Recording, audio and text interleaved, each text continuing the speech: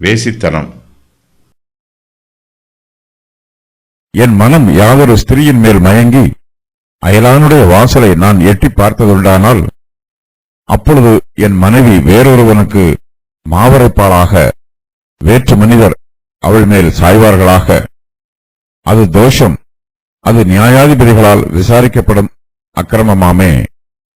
அது பாதாள பரியந்தம் பட்சிக்கும் அக்கினியாய் என் சம்பத்தை எல்லாம் நிர்மூலமாக்கும். யோபு தன்னுடைய உத்தமத்திற்கு எடுத்துக்காட்டுகளை சொல்லுகிறார்.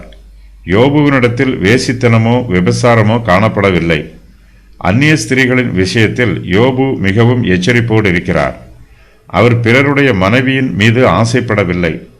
அவருடைய மனம் யாதொரு ஸ்திரீயின் மேலும் மயங்கவில்லை. ஸ்திரீயினால் யோபுவின் இருதயம் வஞ்சிக்கப்படவும் இல்லை. யோபு ஸ்திரீயின் மீது மயங்கி அயலானுடைய வாசலை எட்டி பார்த்ததும் இல்லை. அயலான் வீட்டில் இல்லாததை யோபு தனக்கு சாதகமாக பயன்படுத்தி அவனுடைய வீட்டிற்கு போக முயற்சி பண்ணவில்லை. தன்னிடத்தில் வேசித்தன பாவமோ விபசார பாவமோ காணப்படும் என்றால் கர்த்தர் தன்னை தண்டிக்கட்டும் என்று யோபு சொல்லுகிறார். தன்னிடத்தில் ஸ்திரீகள் சம்பந்தமான பாவம் காணப்படும் என்றால், என் மனைவி வேறொருவனுக்கு மாவு அரைப்பாளாக, வேற்று மனிதர் அவள் மேல் சாய்வார்களாக என்று சொல்லுகிறார். யோபுவின் காலத்தில் அடிமைகள் மாவு அரைப்பார்கள். யோபு வேசித்தனம் பண்ணவில்லை. யோபுவின் மனம் யாதொரு ஸ்திரீயின் மேல் மயங்கவில்லை. அயலானுடைய வாசலை அவர் எட்டி பார்க்கவில்லை. யோபு வேசித்தனம் செய்திருந்தால் தண்டனை. என் மனைவி வேறொருவனுக்கு மாவு அரைப்பாளாக, வேற்று மனிதர் அவள் மேல் சாய்வார்களாக.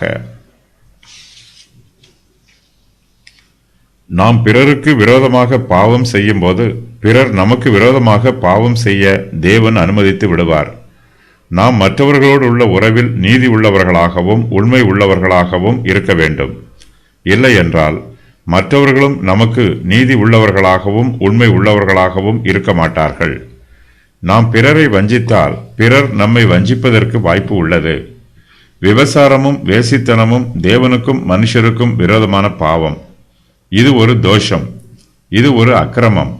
இந்த அக்கிரமம் நியாயாதிபதிகளால் விசாரிக்கப்படும். வேசித்தனம் ஒரு அக்கினியை போன்றது.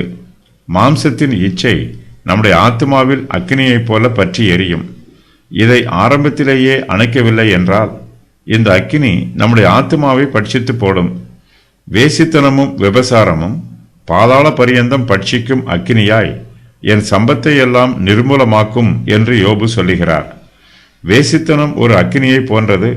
அது அவனையும் அவனுடைய ஐஸ்வர்யத்தையும் அழித்து போடும்.